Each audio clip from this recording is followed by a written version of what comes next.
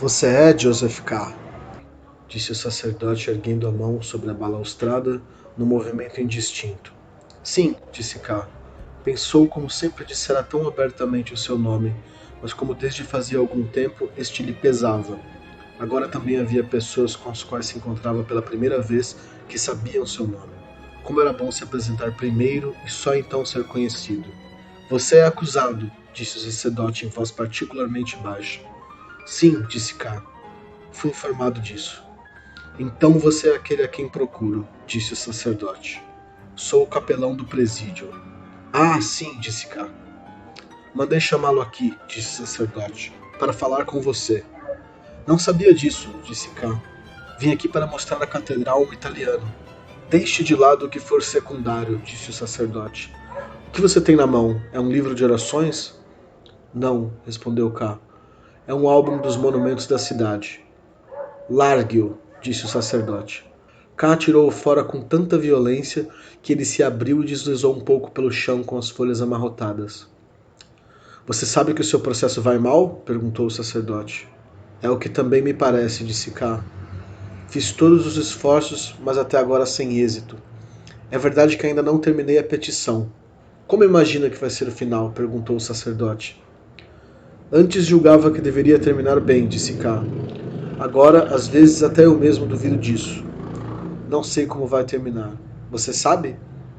Não, disse o sacerdote. Mas temo que vá terminar mal. Consideram-no culpado.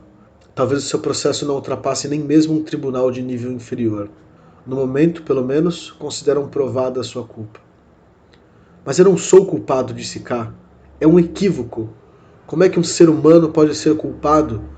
Aqui somos todos seres humanos, tanto uns como os outros. É verdade, disse o sacerdote. Mas é assim que os culpados costumam falar. Você procura demais a ajuda de estranhos, disse o sacerdote em tom de desaprovação. Principalmente entre as mulheres. Não percebe que não é essa a ajuda verdadeira? Às vezes, e até mesmo com frequência, eu poderia lhe dar razão, disse K. Mas nem sempre. As mulheres têm um grande poder. Se fosse capaz de mover algumas mulheres que conheço a trabalharem em conjunto para mim, eu necessariamente iria me impor. Sobretudo neste tribunal, que é composto quase que exclusivamente de mulherengos. Mostre ao juiz de instrução uma mulher à distância, que ele, para chegar em tempo, atropela a mesa do tribunal e o acusado. Bem, começamos agora a nossa 7ª aula desse curso de introdução à obra de Franz Kafka, e dessa vez o objeto da nossa reflexão é o romance O Processo. O Processo é considerado um dos grandes romances do século XX. É uma fortuna crítica sobre o romance tão grande quanto os processos do tribunal que acusa o Joseph K. Então, por isso, e também para poder aproveitar a obra, eu achei que seria por bem dividir a aula em duas partes. Então, nessa primeira parte, a gente vai fazer um comentário mais amplo sobre a estrutura do romance e algumas linhas interpretativas.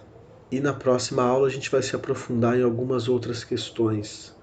É um romance que mobiliza muito a reflexão, é um romance típico da obra do Kafka, ou seja, fácil de ser lido, a gente compreende com facilidade o que está sendo descrito, e por outro lado fica sempre com a sensação de que tem algo, de que tem alguma mensagem por trás daquilo tudo. O leitor, a essa altura, já se acostumou com o efeito de déjà vu em permanência, como o Adorno chama o estilo kafkiano, né? A ideia de que ele fala de coisas absolutamente estranhas, como no mundo dos sonhos, mas que parecem nos dizer respeito intimamente.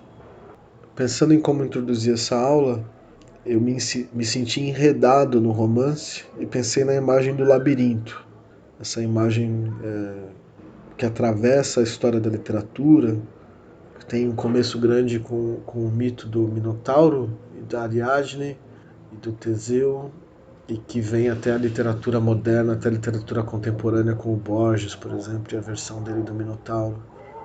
O Joseph K. parece que está num labirinto, né?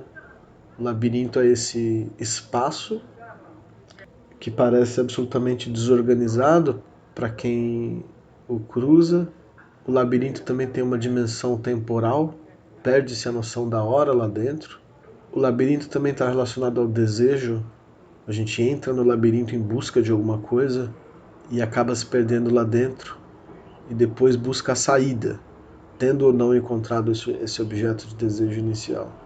Para além, claro, da própria construção, da própria arquitetura do labirinto, entradas e saídas que são usadas de maneira não convencional.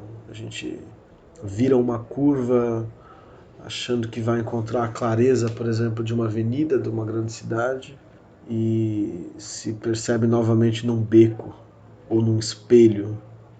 Acha que avançou muito e de repente se encontra novamente na entrada. Todos esses deslocamentos de espaço-tempo sobre os quais a gente conversou na aula passada, por exemplo, associando a obra do Kafka com o mundo onírico, aparecem sem dúvida aqui no processo, né? É muito impressionante descobrir o funcionamento desse tribunal nos sótãos dos prédios de periferia, né? E não apenas lá, também intimamente relacionado ao mundo do trabalho. Ali no banco onde o K se sente, né, senhor da sua própria vida, com os seus secretários, com a hierarquia do banco, né, no qual ele ocupa uma posição alta. Ali também no banco ele abre uma porta e encontra uma sala de tortura. A sensação claustrofóbica, angustiante que o leitor sente lendo esse romance vem muito disso, né, dessa sensação de desorientação no tempo e no espaço. A gente conversou muito sobre os diversos níveis de significado que a obra mobiliza, né? Eu usei essa imagem das frequências, é como se a obra do Kafka falasse em diversas frequências ao mesmo tempo. Então haveria uma frequência social, haveria uma frequência psicanalítica, haveria uma frequência teológica, e muitos comentadores apontam para como o processo de interpretação desse romance é muito parecido com o procedimento que o próprio protagonista faz. Joseph K. está o tempo inteiro tentando entender quais são as normas, o tempo todo buscando saber qual é essa lei que o condena. O leitor também está, de alguma forma, tentando com o Joseph K. entender quais são essas leis para entender qual o sentido geral da obra, qual a moral da história. E assim como o Joseph K., ele dificilmente vai encontrar essa chave que solucione todo o mistério, né? A obra é construída contra isso. Daí essa imagem do labirinto com a qual eu quis começar a aula. Então vamos falar um pouco sobre o contexto de escrita do romance. A gente vem da leitura do volume de contos Um Médico Rural, e eu disse que algumas histórias ali foram intercaladas com a escrita do romance, né? Então, se vocês lembrarem, a narrativa Um Sonho e a narrativa Diante da Lei, que aparecem publicadas ali no Médico Rural, participam do contexto, né, do cenário do processo. Diante da Lei está no romance, e Um Sonho Kafka decidiu deixar de fora. Alguns comentadores apontam que o cenário do Kafka já flerta tanto com o onírico que ter inserido ali um sonho perturbaria esse equilíbrio fino do real, quase naturalista, e do onírico, né? Então Kafka começa a escrever o romance na segunda semana de agosto de 1914 e relata em cartas, principalmente, a dificuldade de terminar o romance. A gente já conversou sobre isso em algumas aulas. É sempre importante lembrar, eu acho, tanto do ponto de vista biográfico quanto por uma interpretação mais ampla da obra, essa dificuldade do Kafka em terminar. É muito significativo que um dos maiores escritores do século XX não tenha conseguido ou não tenha querido publicar a maior parte da sua obra em vida, que essa obra só venha depois, póstumamente, né? Isso é relevante. Uma das partes disso, sem dúvida, vem do fato das obras estarem inacabadas. E não só porque o Kafka morreu cedo, mas como a gente viu, o América já tinha sido interrompido e o processo também. Mas o processo ele é uma exceção em relação aos outros dois romances. O Castelo termina no meio de uma frase, é brutal, né? O América também não tem final, tem o capítulo de Oklahoma, mas a gente não sabe o que vai acontecer com o Carl Rossmann. Aqui, como se estivesse querendo evitar esse destino do América, o Kafka escreveu o primeiro capítulo e o último, ou seja, a história encontra um final, mas o romance permanece inacabado. Esse inacabamento tem razões pessoais, ou seja, novamente a dificuldade do Kafka de ter uma vida burguesa no mundo do trabalho, buscando estabelecer uma família, quase em oposição a esse mundo literário, pessoal, solitário, feito dentro do quarto. Esse inacabamento também se encontra como forma nos textos. Isso é importante de notar. Os processos não terminam. As pessoas não morrem no sentido de um descanso, né? A gente conversou sobre isso quando falamos da metamorfose. A morte do Gregor é muito banal, né? E ao mesmo tempo você tem uma segunda metamorfose acontecendo no corpo da irmã. Tem essa figura muito interessante do caçador Graco, esse conto do Kafka de um homem de um caçador que caiu de um abismo na floresta, mas que nunca conseguiu morrer e que vaga num barco fantasma. O Joseph K. aqui morre no capítulo final, mas é como se a vergonha fosse sobreviver a ele. Se a gente buscar na obra do Kafka momentos de interrupção, a gente vai ver que eles acontecem normalmente quando acontecem no começo da narrativa. Então você tem uma transformação radical na ordem anterior, que acontece logo no começo da história, e essa transformação permanece. A gente viu esse mecanismos, né, do que a Dorothy Cohn chama de dialética einmal, niemals, era uma vez, nunca mais, num médico rural. Ele atende aquele chamado, que depois ele entende como uma cilada, e aí ele está eternamente preso naquele deserto de gelo e nunca vai chegar em casa. A gente tem essa mesma estrutura aqui no processo. A partir da primeira página desse começo bombástico, sem que tenha feito mal algum, o Joseph K. é preso, aí tem essa primeira oposição, né? Ele é preso, mas ele não é culpado. Depois, claro, isso vai sendo desconstruído, esse jogo semiótico do narrador kafkiano, cada afirmação é depois contada a partir de um ponto de vista levemente diferente, que coloca em questão tudo. A única certeza que a gente tem é que esse processo, ou que os processos, vão continuar se arrastando. E isso desde o título, né? Se antes a gente tinha o veredito, naquela narrativa que a gente viu juntos, né? Ou seja, há uma tomada de decisão por parte de uma instância, no caso o pai, que atua como juiz, como carrasco, e esse veredito é efetivado. Aqui no processo, isso também daí uma das dificuldades de ler o romance, as coisas simplesmente se arrastam, né? Quando o K encontra o Titorelli, e o Titorelli vai falar sobre as possibilidades de absolvição, ele menciona 3. A primeira, para ele, completamente inexistente, nunca ouviu falar, que é uma absolvição real, ou seja, não há culpa, você foi inocentado, tudo vai ser queimado, tudo vai ser esquecido, você vai poder voltar à normalidade da sua vida.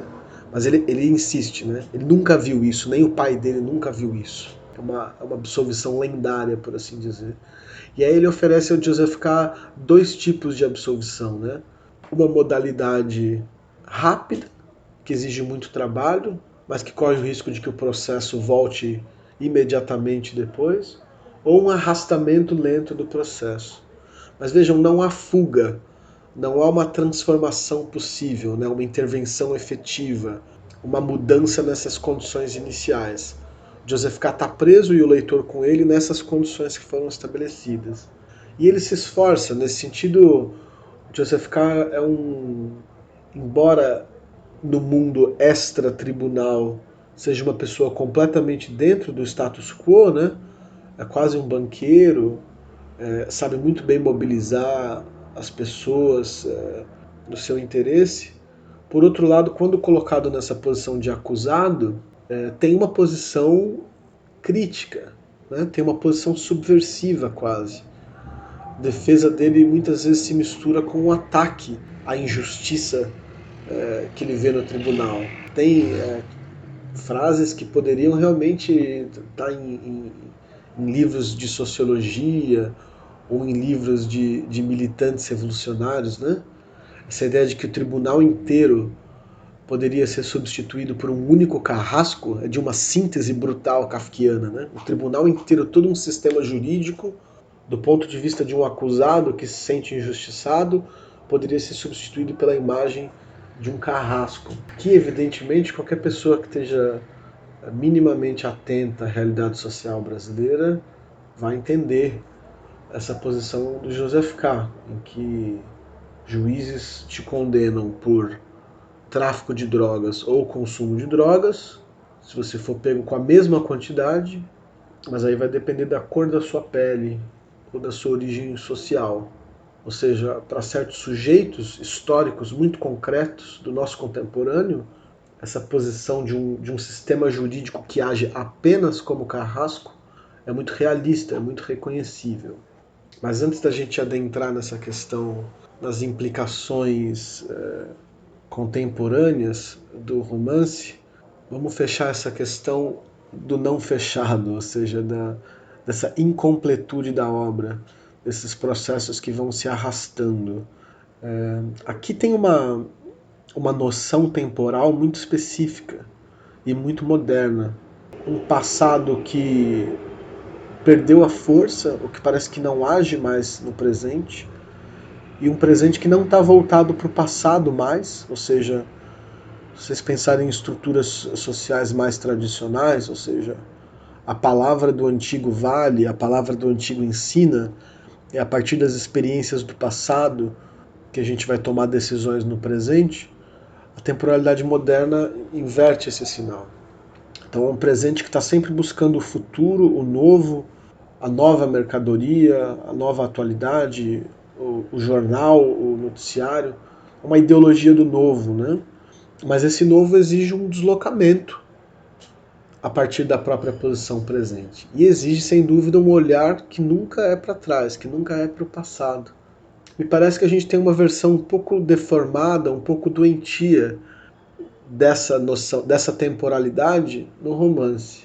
A partir do momento em que o processo começa, o K está sempre olhando para frente, né, em busca do fim desse processo, em busca de tentar compreendê-lo, e vai aos poucos sendo expulso da vida anterior, a vida do banco, a própria namorada que não aparece, ou a senhorita Brewster, a família que ele deixa de visitar, e ele vai se embrenhando novamente, né, nessa imagem do labirinto, nessa visão desse futuro que ele quer alcançar, até que ele morre. Tem aqui uma temporalidade muito moderna operando, né? Um esquecimento, um passado que não serve mais para orientar a ação do presente, e nem mesmo esse presente, ou um presente muito rarefeito, um presente que investe todas as forças em um futuro que ainda não existe, que no fim serve apenas de ilusão. Daí essa dificuldade de terminar, daí a repetição desse processo. Talvez ele venha mais dessa temporalidade estranha do que de próprias condições objetivas. Bem, a gente falava sobre o contexto de produção do romance e o fato de não ter sido terminado e publicado em vida, isso impacta também a própria organização da obra. Vejam que o Kafka começou escrevendo num caderno, passou para outro e separava os capítulos em pequenas, como se fossem envelopes ou pastas, em que ele escrevia o título dos capítulos. Mas ele não deixou marcado a ordem. Então, a ordem que o Carone segue nessa boa tradução para o português é a ordem mais canônica, que foi a ordem que o Max Brod decidiu a partir da leitura. Você tem certas índices temporais no romance, né? E dá para você imaginar aí uma ordem, mas essa ordem também não é segura. Seria possível fazer algumas inversões nas ordens dos capítulos.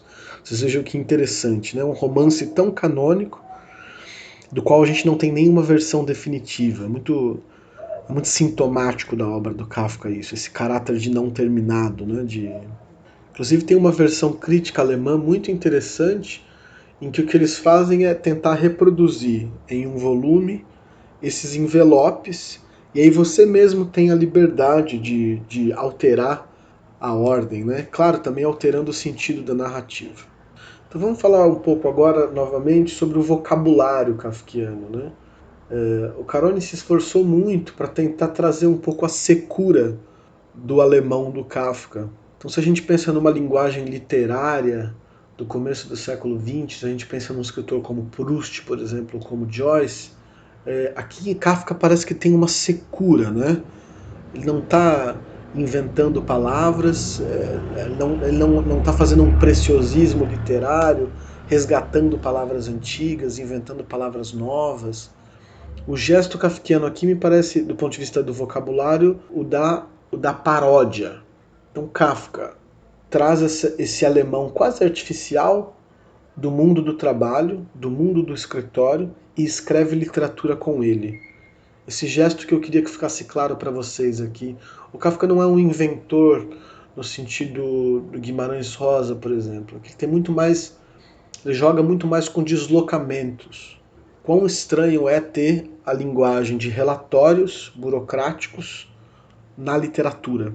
Esse choque é que produz o efeito da estética kafkiana. E por quê? Bem, aí a biografia nos ajuda. O Kafka era um funcionário de escritório que passava longas horas do dia escrevendo petições desse tipo. Inclusive, uma das linhas de pesquisa muito interessantes recentemente vai buscar comparações entre relatórios do mundo do trabalho do Kafka e a própria escrita literária dele, sobre como certos temas e certos motivos aparecem em um e outro. Então, novamente, é como se a gente tivesse. A gente está acostumado na literatura brasileira de ter funcionários públicos, né? Como grandes literatos. Drummond, por exemplo. Aqui é um caso parecido, né? O Kafka radicaliza mais esse procedimento. Também vale lembrar que não se trata de qualquer escritório, mas o Kafka está ali na linha de frente da industrialização da Boêmia. E industrialização com seus aspectos mais tenebrosos também. Vocês imaginam o que era a segurança do trabalho no começo do século XX. Então Kafka, que trabalhava numa seguradora de acidentes de trabalho, estava acostumado a lidar com casos em que as pessoas tinham sido amputadas ou tinham perdido dedos. Eu disse para vocês na primeira aula que, inclusive, a gente tem um mecanismo de segurança de uma máquina para que o funcionário não perca os dedos, um mecanismo de segurança que foi desenhado pelo próprio Kafka. Então é muito interessante notar como esse contexto social também aparece na obra, né? A partir dessa posição biográfica do Kafka. Importante lembrar também que o Kafka é formado em direito. Então ele tem esse conhecimento do escritório, do cotidiano, do mundo do trabalho, mas também teve acesso a discussões intelectuais sobre a essência do direito, a filosofia do direito. No pós-fácil do Modesto Caroli, que espero que vocês tenham lido, vale muito a pena ler, Caroli aponta alguns acontecimentos, alguns grandes processos midiáticos. Né? Isso é uma coisa que na Europa acontecia com alguma frequência na época. Recomendo que vocês pesquisem, por exemplo, o caso Dreyfus, que é um grande processo jurídico que envolveu grandes nomes da literatura e no contexto do antissemitismo. Então também ajuda muito a pensar sobre Kafka. Mas é algo que até pouco tempo, salvo engano, não era tão comum no Brasil. Nos Estados Unidos você tem na década de 90 grandes casos midiáticos, né? O caso do O.J. Simpson, por exemplo. Mas no Brasil isso acontecia menos. Até, claro, aqui acho que tem um grande marcador de águas assim, no debate jurídico brasileiro, mas sobretudo na relação do mundo do direito com a mídia. São esferas que estavam afastadas e por bons motivos, né?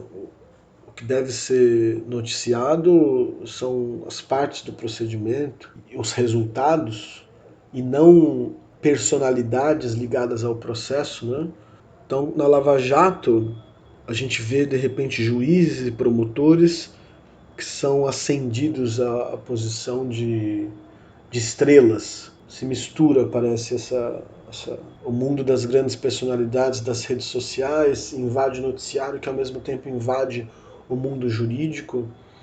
E aí você tem esses grandes casos da Lava Jato envolvendo grandes políticos e como isso tomou os jornais, né? Então o romance do Kafka novamente nos ajuda a pensar o contemporâneo, né? Quando ele mostra essas figuras vaidosas dos juízes que querem se fazer pintar como divindades ou como maiores do que realmente são. O ego desses juízes e ao mesmo tempo essa exposição artística, né? Esse narcisismo do juiz, e que é muito grave e que deixa o acusado justamente muito preocupado. Ainda na discussão com Titorelli tem essa discussão sobre a velocidade da justiça, né? A justiça é retratada por ele quase como a deusa da caça, e o cara está preocupadíssimo, porque se a imagem é da balança, que precisa pesar exatamente, essa balança em movimento não vai pesar nada. Então é muito estranho isso. A obra do Kafka já mostra o estranhamento que é uma figura que deveria ser que deveria ser o mais objetiva possível, que deveria, através da interpretação da lei, da interpretação calma, tranquila, não apressada da lei, decidir, no contexto do romance é colocado em movimento, mais perseguindo do que fazendo um julgamento calmo e tranquilo, ou seja, não decide de antemão se é culpado ou não, investiga os autos do processo e julga a partir daí. Bem, essa imagem sintética também kafkiana, né? A deusa da justiça que é transformada na deusa da caça. Me parece que muitas vezes a ação da Lava Jato, acho que essas mensagens que vieram à tona pelo Intercept mostram muito isso, né? Mostram promotores combinando com jornalistas o melhor momento de soltar uma notícia bomba, porque isso poderia se intrometer no processo. Claro, há também debate sobre o mundo do direito, o quão passivo o mundo do direito é, ou quão performático o próprio julgamento já é na produção da inocência ou da culpa. Isso ficou evidente nos noticiários brasileiros nos últimos anos e já está tematizado aqui, né?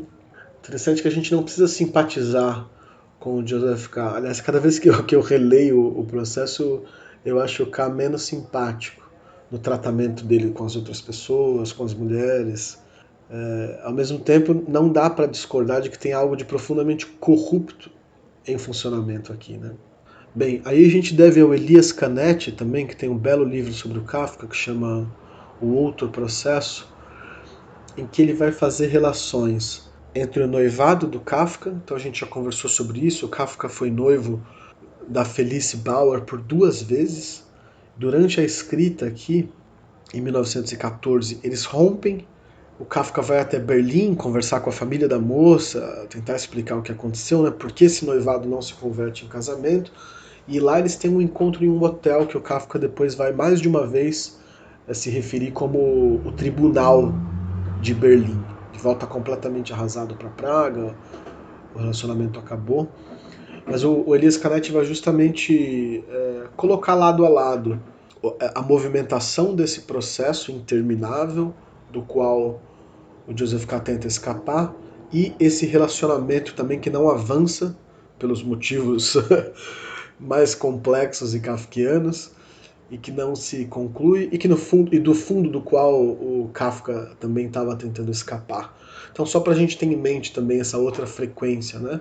É uma obra que apela muito para o nosso senso de justiça, para opiniões sobre o direito burguês, mas há também esse nível da sexualidade e da posição masculina no patriarcado, ou seja, de quem precisa estabelecer uma família, também está presente. Então, ainda sobre a forma do texto e os deslocamentos que ele opera, aqui acho que aparecem de maneira mais sintética, mais cristalizada, certas coisas que eu tentei mostrar no América, ou seja, portas que se abrem e que dão em lugares insuspeitos. A gente tem falado de como a verossimilhança é mantida na corda bamba nas obras do Kafka, e aqui no processo isso é explícito. A narrativa tem durante a maior parte um tom quase naturalista, né? A descrição de detalhes, detalhes corporais, postura física, eu tenho tentado apontar isso para vocês, descrições materiais arquitetônicas, né?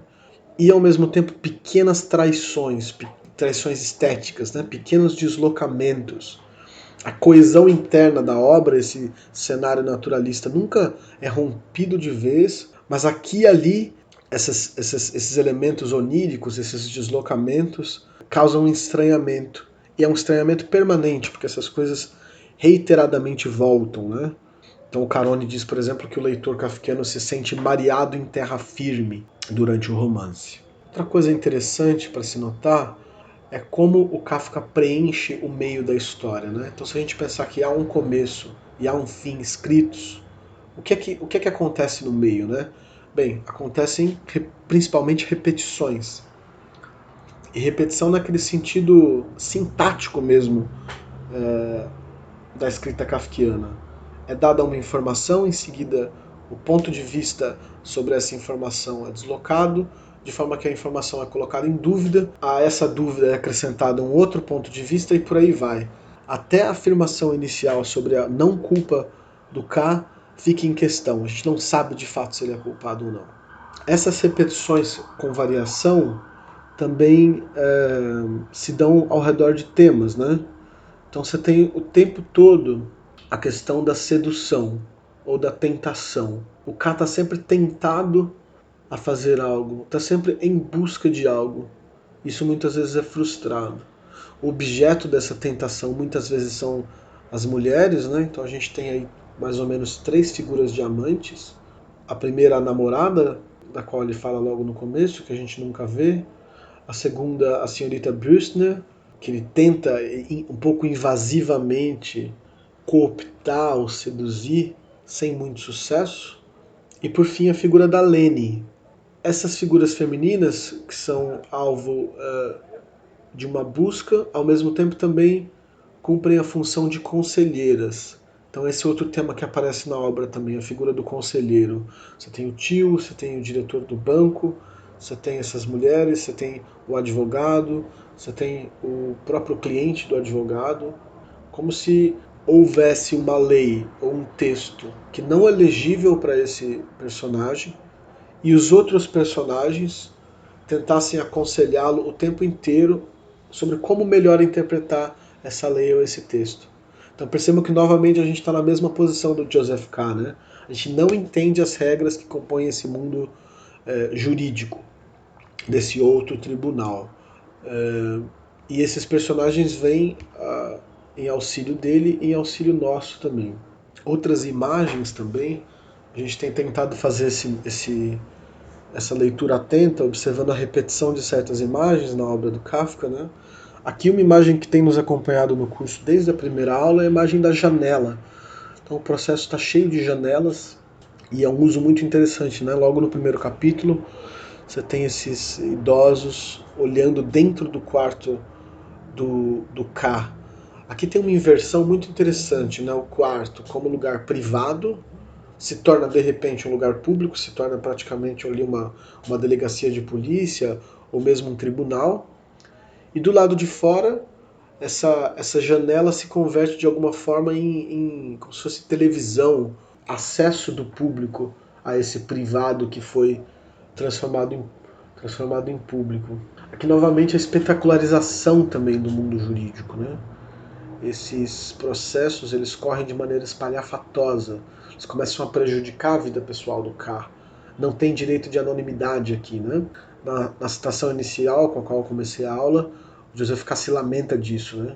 Antes ele precisava se apresentar para as pessoas saberem quem ele é, agora todo mundo sabia quem ele era já. Em épocas de condenação, de tribunal, de Facebook, de grandes operações nos jornais, isso também é muito reconhecível, né? A janela como esse lugar do espetáculo, de espetacularização da vida particular. Tem sempre alguém ouvindo, né? Tem sempre alguém olhando através da janela. Então vocês veem que é uma imagem que volta, mas que volta com outro sentido.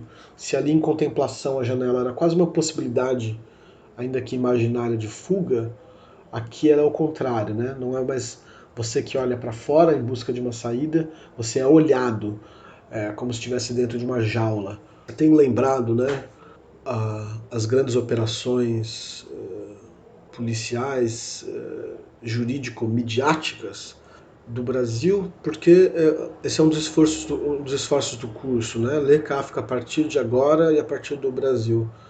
Mas é um romance que se desdobra, que acho que encosta em tantos nervos fundamentais da modernidade, das sociedades modernas, que cada país encontra em si mesmo o seu grande processo em andamento, né? Ou os seus grandes processos. Então falei na aula passada, por exemplo, da leitura que os árabes fazem da obra do Kafka, especialmente em ditaduras árabes, né? Tem uma tradição de leitura do Kafka como um profeta desse tipo de condição. E isso se dá nos países mais variados. É impressionante como a obra do Kafka se atualiza, né? É uma obra que tem uma plasticidade, ela consegue se adaptar e dizer coisas nos contextos mais diversos. Para pensar no contexto mais estrito da obra, bem, vocês pensem que o nazismo ainda não existia em 1914, mas é impressionante certas similaridades, né? A sala de tortura dentro da empresa, isso é uma imagem muito forte, que a gente sabe que em sociedades de vigilância, né? Se você tem uma ditadura, você precisa dos vigias. E os vigias não são só os policiais, lamentavelmente. Os vigias também são os vizinhos, os colegas de trabalho que se identificam com aquela ordem, né? E que denunciam.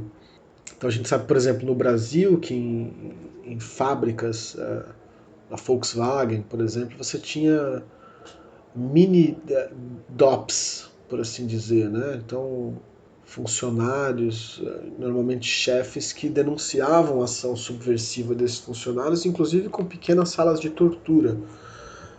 Então é impressionante, né, como aqui no Kafka a gente está num desses momentos oníricos, assim, absolutamente chocantes, em que ele ouve gritos de pessoas sendo torturadas dentro do banco, espaços que normalmente não coexistem, né, a sala de tortura e um banco, com todas as implicações de crítica capitalista que você pode encontrar aqui. Mas o Kafka produz esse curto-circuito e revela coisas sobre o banco e sobre a sala de tortura, né? Essa presença estranha que lamentavelmente em muitos lugares se concretizou, foi realista. Mas aqui, sem dúvida, quer dizer, não tem como ler a obra do Kafka sem pensar no nazismo, sem pensar na denúncia que vizinhos e colegas faziam para os partidos de que, olha, ali vive uma família judia, ali vivem comunistas, ali vivem lésbicas e gays, ali tem um acampamento cigano. Essa denúncia interna, essa cumplicidade absolutamente nojenta, né? Também o romance, sem dúvida, se trata da culpa, e culpa é uma palavra com implicações das mais variadas, né? Então, se a obra do Kafka trabalha em frequências distintas, ele também escolhe temas que trabalham em frequências distintas. A culpa é um problema da psicanálise, mas a culpa também é um problema da religião. E em alemão, Schuld, culpa, também significa dívida, ou seja, a dívida também é um problema econômico, social. Pensando em um desses níveis da culpa, no nível psicanalítico, no nível da individualidade pessoal, também se trata disso, né? Se você sabe que tem pessoas sendo torturadas e não faz nada, isso não te torna cúmplice. Uma leitura mais aprofundada daquela passagem aponta para isso, né? A maneira com que o narrador mostra a reflexão interna do K. Ele quer se meter, mas não muito. Ele quer salvar. E ele está o tempo todo tentando se desculpar por não conseguir salvar. Aqueles que estão sendo torturados acusam o K, né? Disse, você nos denunciou, por isso a gente está sendo torturado. E ele tenta e não consegue. E aqueles gritos perturbam ele profundamente, né? Aqui também tem uma discussão que foi muito grande na Alemanha, né? No fim do nazismo, no processo de desnazificação da Alemanha, essa pergunta colocada por muitos filósofos, né? O grave não é só que isso tenha acontecido, mas que isso tenha sido permitido, que nós como sociedade tenhamos deixado isso, ou seja, há uma gravidade em quem praticou aqueles atos, em quem obedeceu aquelas ordens, em quem deu as ordens, em quem obedeceu as ordens, mas também em quem deixou que aquilo acontecesse, né? Então vocês veem hoje em dia, por exemplo, certos prédios em Berlim, e a Alemanha tem um trabalho exemplar com a memória, né? Uma coisa que o Brasil está muito distante e que a gente deveria aprender. Então você passa na frente de um lugar que foi um centro de tortura ou algo do tipo, você tem uma placa na frente, com descrições às vezes vívidas, assim. Aqui pessoas gritavam durante a noite e não eram socorridas. Novamente, nos coloca a pensar, né? Coloca a nossa culpa cristã ou burguesa, esse complexo de culpa específico da nossa época em questão. Se a gente mora num país de grandes desigualdades, se a gente sabe que a polícia tortura como prática recorrente e nós não fazemos nada em relação a isso, quer dizer, é quase tão grave quanto torturar, pelo menos é o que o K sente naquele momento, né? Sente enquanto tenta se justificar para si mesmo, né? Então a questão da culpa nesse sentido, quer dizer, quando se vive numa sociedade em que crimes bárbaros são praticados cotidianamente e não se age, tem aí a noção de culpa se amplia, né? Isso é uma das coisas que aparece muitas vezes no romance. O K insiste em dizer que é inocente, né? Eu sou inocente. Como é que alguém pode ser culpado? São argumentos fortes, né? Como é que eu sozinho posso ser responsável pelas dores do mundo? E pelo menos nessa passagem específica da tortura no quartinho, esse quartinho que é tipo um DOPS, os dois níveis de culpa se misturam, né? Não se trata só de uma culpa pessoal, cristã, com a qual eu lido no divã da análise, mas uma culpa social. Ou seja, há um sistema social em funcionamento que tortura pessoas. Eu acho isso injusto, não tenho poder para mudar isso ou não tento mudar isso, então eu sou culpado. Se eu sou culpado nesse nível social, como é possível que eu seja inocente no ponto de vista individual? Ou seja, eu acho que o Kafka é brilhante, né, em misturar esses níveis da culpa. A gente começa do ponto de vista mais banal e jurídico, legalista. O K está dizendo, eu não quebrei, é como se ele estivesse dizendo no começo do romance, eu não quebrei nenhuma lei, ou seja, eu sou inocente. Conforme o romance avança, não é só o processo que avança, esse sentimento de culpa também vai se desdobrando, né? Quando ele está refletindo sobre a petição que ele vai escrever, ele diz que precisaria analisar a vida inteira dele para saber se ele é culpado realmente ou não, né? Então vocês veem que essa culpa ela vai se dimensionando, ela parte do jurídico, dessa estrutura jurídica que tem um funcionamento formal, né? Isso também é muito forte já no Velho Testamento. Você tem leis que são estabelecidas, 10 mandamentos, e uma orientação. Se você seguir os 10 mandamentos, você vai ser beneficiado. Se você quebrar esses 10 mandamentos, você vai ser punido, ponto. Aqui você tem uma estrutura jurídica muito forte, né? Aqui parte-se mais ou menos dessa mesma formulação, mas a culpa vai tomando matizes mais amplos e mais ramificados. A lei que no começo do romance a gente ainda acha que é a lei formal, constitucional do Estado ali da Boêmia, aos poucos a gente vai entendendo que é outro tribunal. Tem 2 ou 3 passagens no romance que deixam isso claro, né? E é importante, quer dizer, não é um processo comum. É importante isso ter em mente. E conforme ele não é comum, ele vai tomando uma dimensão mais ampla de um tribunal jurídico, que opera segundo as normas jurídicas, mas que tem implicações talvez teológicas, né? O capítulo da igreja aponta um pouco para isso. Tem implicações morais, tem implicações de vida e morte. Nesse caso do quartinho, do espancamento, eu quis apontar para isso, sobre como é possível, vivendo numa sociedade culpada, que alguém seja inocente. Então, são questões que perpassam a filosofia, a ética, a filosofia do direito também, e que na Alemanha especificamente foram alvo de muita atenção depois da Segunda Guerra Mundial. Então falamos de um dos lados, quer dizer, o lado quase profético da obra do Kafka em relação ao nazismo, por exemplo, né? Em que as pessoas se tornam delatoras, em que há espancamentos públicos, em que há uma nova lei em funcionamento, diante da qual não se tem poder nenhum, e que muitas vezes as pessoas não sabem muito bem de que estão sendo acusadas, né? Você simplesmente é pego da sua casa e mandado para um campo de concentração sem ter cometido crime algum. uma culpa ontológica, por assim dizer, né? Você ser judeu te condena. E aí há um outro lado por qual eu queria apontar também, que nessa mesma praga que sofreu com o nazismo também, há também os abusos cometidos pela União Soviética e por essas polícias políticas que também montavam sistemas de espionagem gigantescos, né? Então eu queria começar aqui pensando, por exemplo, a Stasi, que é a polícia política da Alemanha Oriental.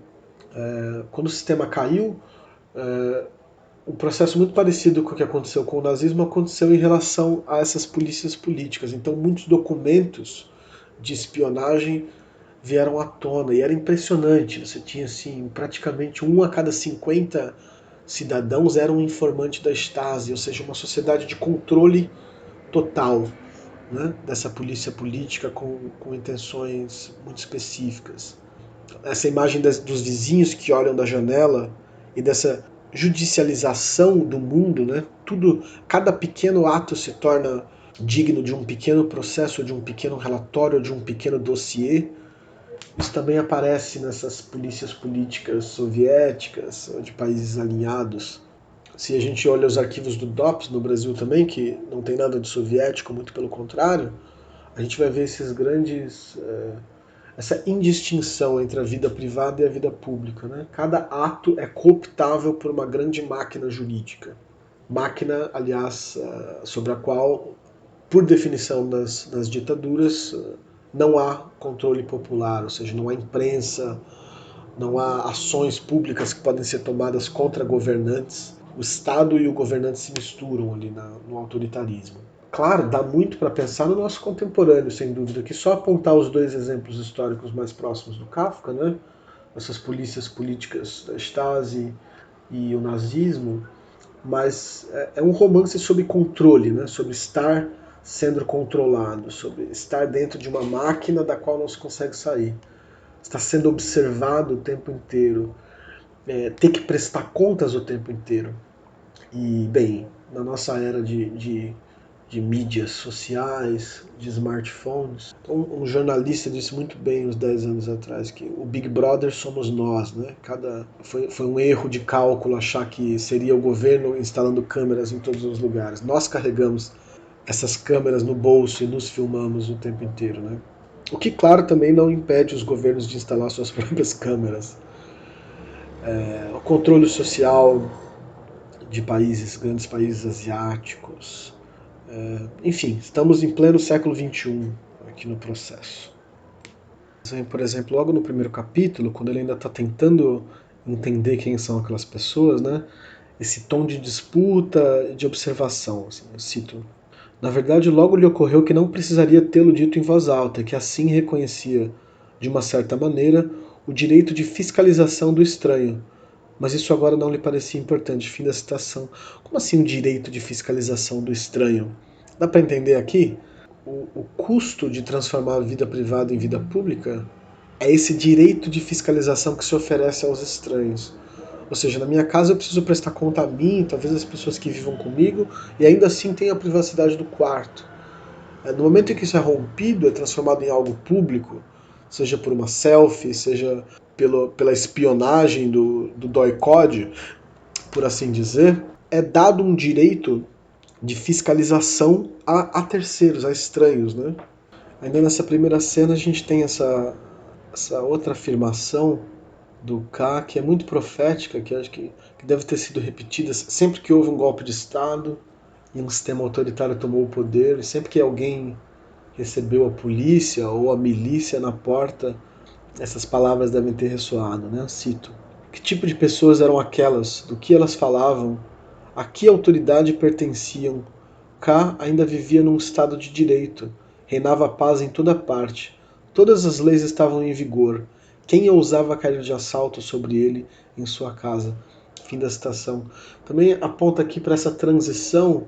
A gente imagina que o golpe de Estado é uma coisa súbita, né? E sobre como muitas vezes ele vem devagar. Há uma sensação de normalidade que acompanha a troca de regime, né? E normalmente não são leis, quer dizer, o golpe se dá em 64, não em 68, né? O AI-5 é em 68. Em 64 as coisas começam a se movimentar. A mesma coisa na Alemanha nazista. A impressão de normalidade democrática permanece, as práticas é que vão mudando antes. Né? Então eu queria voltar um pouco para o nível do texto e notar aqui a presença de algumas características que a gente já tinha visto em outras obras, né? Características específicas da obra. Então, por exemplo, essa mistura que há entre traços de adultos e crianças, isso é muito estranho, né? Eu cito, por exemplo, enquanto isso, dois meninos com os rostos impenetráveis de marginais adultos o seguravam pelas calças. Fim da citação. A maneira com que aquelas meninas são descritas no apartamento do Titorelli também tem alguma coisa ali muito estranho, né? De uma lascívia, parece, na relação com ele. Então tem deslocamentos assim muito como se esses pequenos deslocamentos temporais também se manifestassem fisicamente no corpo dos personagens. E não só isso, né? Também condições psicológicas, ou a gente já conversou sobre isso, sobre como Kafka marca questões psicológicas na postura, né? Ao invés de dizer que é claustrofóbico, ele descreve quartos com tetos muito baixos, né, em que as pessoas têm que se abaixar. Então, uma citação aqui, por exemplo, da sala do tribunal. Circundado por uma galeria bem junto ao teto, igualmente lotada, onde as pessoas só podiam ficar em pé se curvadas, com as cabeças e costas batendo no teto. Então aqui tem um mecanismo da escrita do Kafka muito interessante, né, de mostrar ao invés de dizer. Mostrar no sentido mais plástico. Né? Não é por acaso que o pessoal do direito gosta tanto desse livro, né? Porque ele coloca em questão alguns pressupostos problemáticos do ordenamento burguês, por exemplo. Então vocês sabem que está na lei, está na Constituição, que é uma obrigação do sujeito conhecer a lei. Isso é muito interessante, né? É quase um curto-circuito que permite que o ordenamento jurídico se mantenha em pé. Porque a questão da inocência ou da culpa só pode ser definida se a pessoa sabia que estava transgredindo algo. Aqui a gente está num paradoxo do Velho Testamento que também interessava muito ao Kafka. Né? O fruto que o Adão e Eva comem no paraíso, que é o fruto que ensina para eles o que é o bem e o mal, né? Antes eles eram inocentes. E aí o Kafka pergunta, né? Mas como, se eles não tinham noção de bem e mal, como é que eles poderiam evitar fazer o mal, né? Como é que eles poderiam ser julgados sem conhecer a lei? Isso aparece aqui, isso é um problema, né? Quer dizer, julgar as pessoas por um código jurídico que muitas vezes elas não conhecem, então só pensar no Brasil. As pessoas muitas vezes quebram a lei sem saber, né? Porque como saber a lei? A lei é gigantesca, o mundo, né? É impossível de conhecer. Nesse sentido também não conhecem os seus direitos. Mas esse é um problema que é dado aqui, né? Porque como essa lei é secreta no contexto do romance, então todas essas noções de culpa e de inocência são colocadas em questão. Como conhecer a lei se essa lei é impossível de conhecer? E se você não conhece a lei, como é que é sua culpa tê-la quebrado sem querer? Então, cito um trecho. Ah, sim, disse K, meneando a cabeça.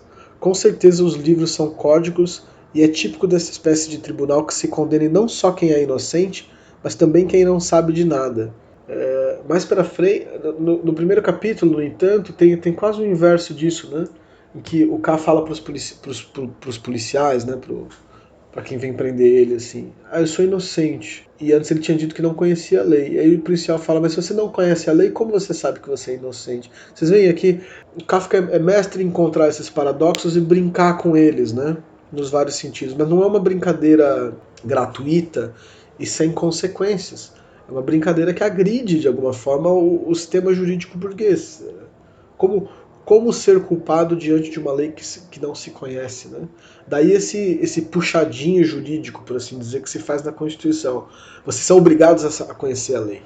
E com isso o Estado se tira a responsabilidade de ter de ensinar essa lei, ou só julgar casos em que a lei foi conscientemente rompida, né? O que geraria toda uma série de outros problemas, mas talvez um ordenamento jurídico mais justo.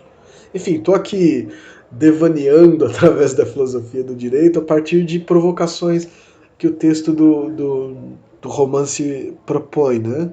Mas não são poucos juristas que se debruçam sobre esse texto, né?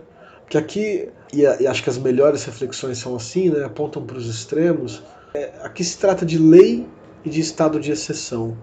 O estado de exceção como já esse externo da lei. Eu vou deixar para falar mais sobre isso na próxima aula, um pouco sobre estado de exceção. Enfim, eu vou deixar para comentar isso na próxima aula, é um assunto que merece mais reflexão. Mas queria apontar para isso, né, para essa conhecer da lei. Notar que também como a figura do estudo e esse olhar para o passado como um lugar e um momento que teriam ainda a ensinar, aqui parece que desaparecem, né? Se a gente pensa na figura do Bucéfalo, que era inclusive advogado e que estudava, talvez buscando uma saída, aqui isso desaparece. Os estudantes aqui eles são meros juízes em formação, né?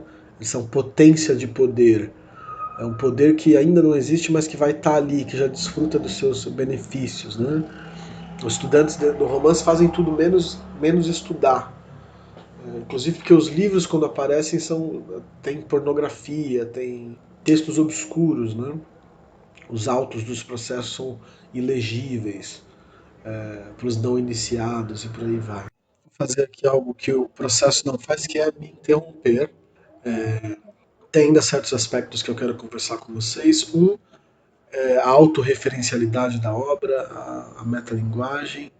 O outro é a questão das mulheres, a presença e o funcionamento das mulheres no romance. E por fim também conversar um pouco sobre sexualidade, no sentido amplo, na maneira com que o poder jurídico e o poder sexual se misturam numa frequência um pouco estranha.